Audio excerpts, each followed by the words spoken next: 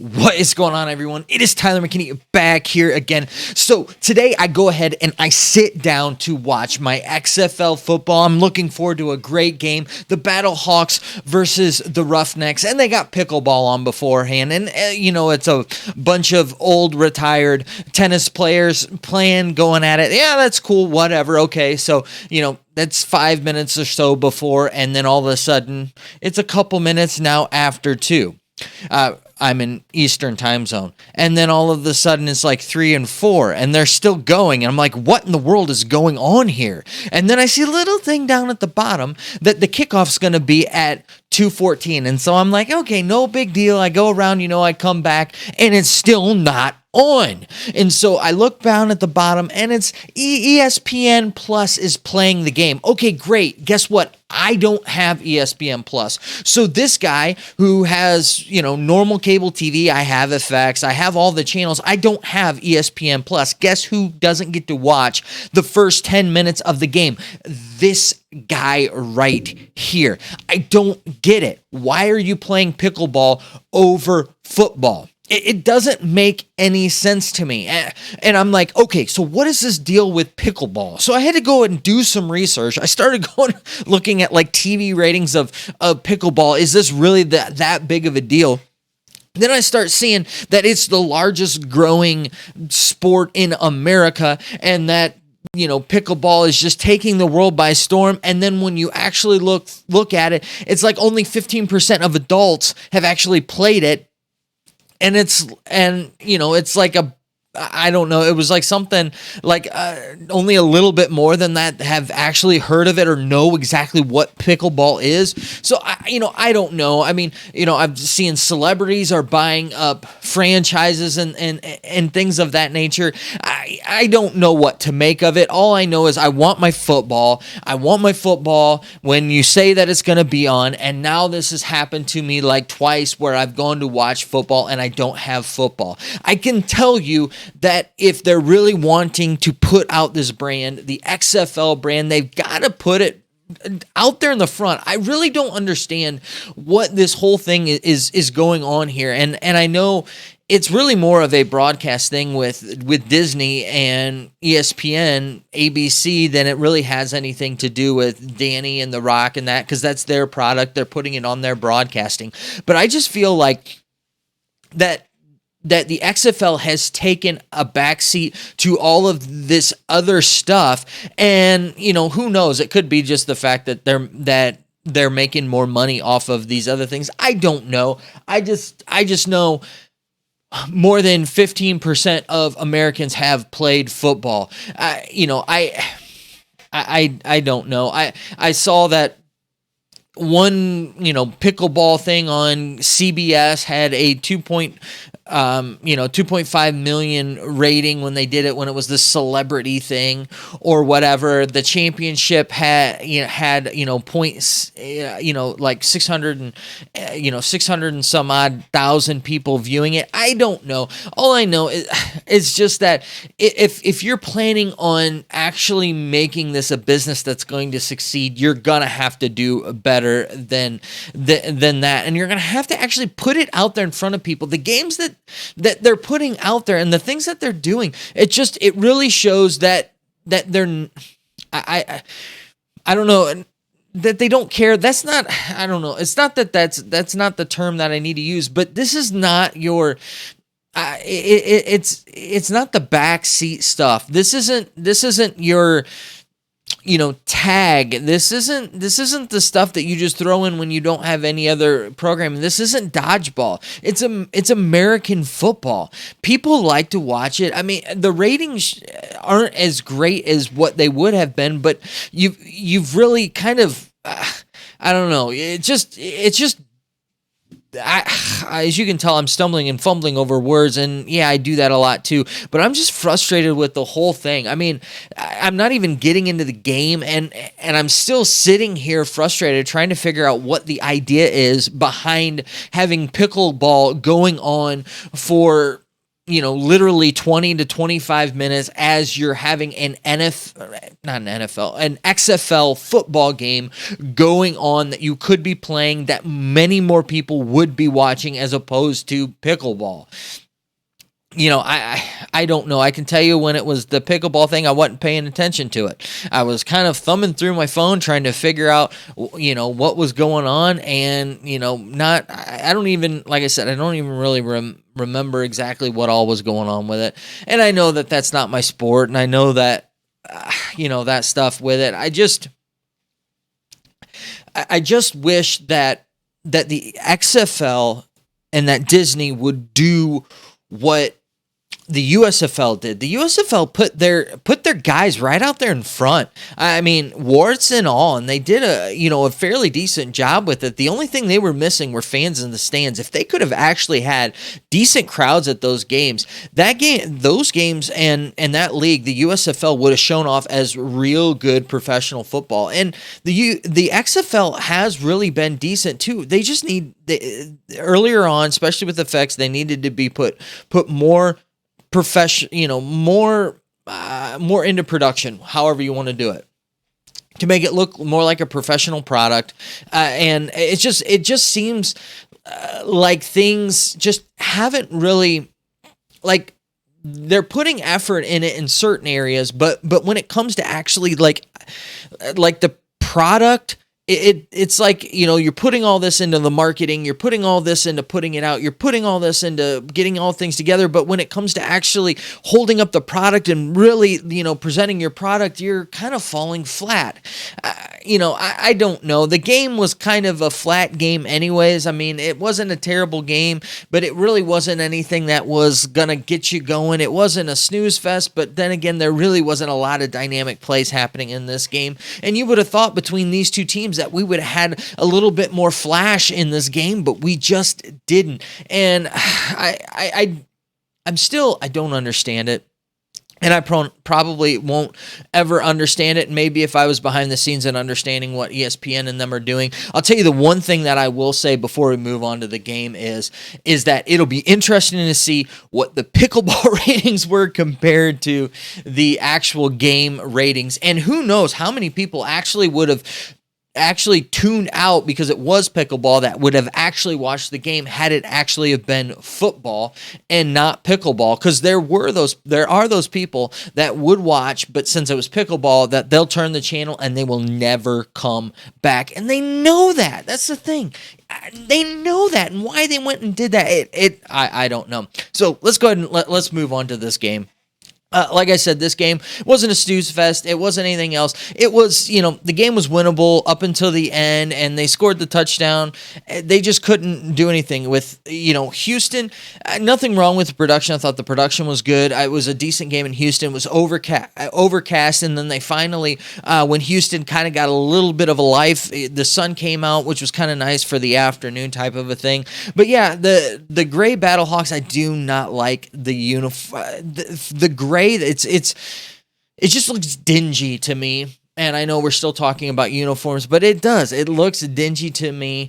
I think if they could have done something a little bit different, just made it white, I would have been totally fine with that. The BattleHawks, though, hey, you come out and you've got back-to-back turnovers in this game. Hill, he had a decent day running, but had the two turnovers. I'll be honest with you, I didn't get to see either one of them. Why? Because I was fiddling around with stinking pickleball. As you can tell, I'm still ticked off about pickleball, and I might not ever actually play pickleball because of this. Even if I'm asked by friends, I don't know. I'm trying not to take it out on pickleball. Pickleball didn't do anything, to me. It was Disney and ESPN like always. Let's go ahead and let's start here over the Roughnecks. The Roughnecks had a rough day, and for whatever reason with the offense, I don't know what Smith was thinking. Offensive coordinator, I get it. You don't really like to run the ball, but when you've got a really good running quarterback and a really good running back, I don't know why he is not getting more carries, and I don't know why they're not running the ball more than what they did. For Borghi to only have 9 carries and you've got a running quarterback, that's absolutely ridiculous. He should have at least 15. And Cole McDonald, 8, that's totally fine with me. He ran the ball decently. Part of the problem is that you're trying to run an offense like you've got a stationary quarterback who's just back there, he's just back there, standing back there. That's not Cole. That's not him. And when you put him in that place, yeah, he's going to end up with a day like he had. I'm just frustrated with it all. He ended up with 15 for 32, wasn't terrible for 106 yards, but only, 3 yards average. He was sacked twice in the game. Borghi ran well, and I don't know why he wasn't running more. Ran well. McDonald ran well. Aline, I don't know. They all actually ran well. I don't know why they didn't run the ball more. It's so odd to me. But then again, you got a young new offensive coordinator, and it was the perfect opportunity with Silvers being out. You could change some things up, try some things, figure some things out, and maybe that's what they were doing. That why everything was so anemic for their offense, but. Just what it was. Bird was his favorite target, and it seems like he kind of singled out him and Burnett. And you can see it. Both were 9 targets. Burnett had 3 catches, and Bird had 7 catches. And McDonald, and that's the other thing too. Why are you passing the ball so much with McDonald? He's not a terrible thrower, but he has those times where he just slings a ball and it just flies and it soars. And I know they try to play off some of that with the swirling wind, but that ain't wind. That's just him flinging a ball. And he had a couple of them that probably should have been picked off that weren't. He should have had a couple more turnovers than that, but it was one of those things where it just was frustrating because you weren't utilizing a guy in the way that he should have been utilized. He was really just underutilized with his athleticism, and they could have really done a really nice job to that BattleHawks team, especially how that BattleHawks team got gashed against the Defenders offense that has 2 quarterbacks that are very, very similar to McDonald. So why you wouldn't run something more like that, especially when you knew that Silvers wasn't going to be playing, it is beyond me. And for me, it's almost more of a lack of the coaching than it was actually than the players' execution, because you knew what you had and what you didn't do with it. I apologize. I'm kind of on a negative rant with it. The defense actually I thought would have done a little bit better than what they did. It wasn't terrible though. Like I said, that BattleHawks offense is doing pretty good, and they ended up with a fumble 6. Ran a fumble recovery in for a touchdown. So these guys weren't necessarily bad, and it really wasn't a terrible day for them on defense. It's just their offense couldn't figure anything out. They really couldn't do anything on offense, and that's what you're going to get. Looking over at the BattleHawks, AJ McCarron looked decent again, today. I mean, he's just been the thing about him is you can say he's consistent. And he does well. He had 3 touchdown passes, looked good. He got sacked 3 times. They have that, they still have some issues on the offensive line when it comes to protecting him. He was 26 for 34 for 222 yards. He looked well. He looked good. The crazy thing for me is his longest one was 16 yards, which kind of is insane to me. Hill's running hard, and the thing is when you fumble the ball twice like that, it's going to be hard for you to get the ball back. And it was nice to see though that Becht has, he has confidence in him and was allowing him to get back in after he fumbled the ball. They got that touchdown right off of it to put him back right in there and to get him right back in the swing of things. I thought was really good, and too, it was needed. When you got a guy like that, you got to do that. Shepard was the big guy on the day, and Shepard's really obviously been coming. He's continuing receiving wise, continuing to just kind of be that go-to guy, the guy that can get it for them. Butler back in the end zone again, had another touchdown today, had a really nice catch for that touchdown. Jennings, had a pretty decent one. He's a guy that we really haven't heard anything from, so that was kind of cool with it. They just they made the difference there. That offense was able to move the ball, punch the ball in the end zone, and the Roughnecks offense wasn't really able to do anything. That was the difference in this game. I mean, it wasn't, we can break it down more. We can kind of look at some more of the stuff, but that's really what it was. The BattleHawks were able to do their thing, and the Roughnecks not. I mean, your total yards, 281 to 228, which is really low for that Houston team. And 281 is about spot on for what you would figure for this team. Nothing too crazy here that we didn't expect from watching the game. The passing yards, you only got 92 passing yards. You had all those running yards, and why in the world? Let's see here. When you got a running quarterback and a really good running back, and you have a total of 59 plays, and 32 of them are pass attempts, and not to mention that some of those rushing attempts really weren't rushes, they were actually just passes.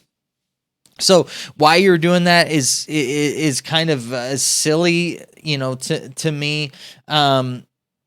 But yeah, I mean, as you go through and you look at it, I mean, total rushing yards, look at that, 136 rushing yards, and they really only rushed the ball 25 times. So, they even won the turnover battle. They were just anemic on offense and couldn't really do anything. And, that's kind of how it happened. And really for me, the whole game took a back seat to the whole Pickle Ball thing. That was really just it bothers me still, and I don't get it. The XFL, I understand that they're good in the space where they're at, and they're building this brand up, but I feel like they could take it to the next level if they really pushed it harder. And some of this stuff is why I'm starting to really look forward to the USFL in season 2 and really see what they're going to do, because they don't put it's kind of like when we went to go buy a ring. We went to this one jewelry place, and they asked me if I was looking for the most flash for my cash. The idea is that I could get the biggest ring I could with the biggest diamond, so that when people saw it, it looked great. The problem is that those diamonds a lot of times they've got flaws in them, or they're cloudy. And when you look at them, their clarity and the value of them aren't as much as the other. So it's kind of like the flash for your cash, right? As opposed to really getting something that's a solid product that doesn't have the flaws in it. That's a much more finished product, but yet you're getting less of it. And I feel like right now we're kind of getting a little bit. Now, the XFL has these games, I would say this week has probably been one of the more solid weeks overall. I'm not saying anything about the play, but I'm saying about putting, you say one thing and then you do another, and the quality that we're getting, and it's much more, this lip service, this trying to wow people, put all this stuff out there and talk about it, but when it comes to actually putting your money where your mouth is and putting this stuff out in prime time and really putting this product out for people to see and showing them just how good your product is, they're not doing that. Whereas with the USFL, yeah, they're not coming out and flashing you with all this stuff. They're not really, making this big to do about a lot of this stuff, but they are putting their money where their mouth is. They're putting more games on the bigger networks, putting on a bigger stage. Now, granted, they have their hub cities, and they'll probably still have some hub city issues with fans in the stands, but I at least see that side of it, to where I don't know. It really frustrates me that when I'm trying to be a fan and I'm trying to support you, that I'm ready to support you and do that, and you let me down. XFL, you let me down today. And, that's kind of all I've got to say. Anyways, guys, I want to know your thoughts down in the comment section and let me know what you think down there, and we'll continue it all down there. All right, listen, guys, I know that you're busy and I know that I'm busy, so let's get on out of here. You have a good night. Bye.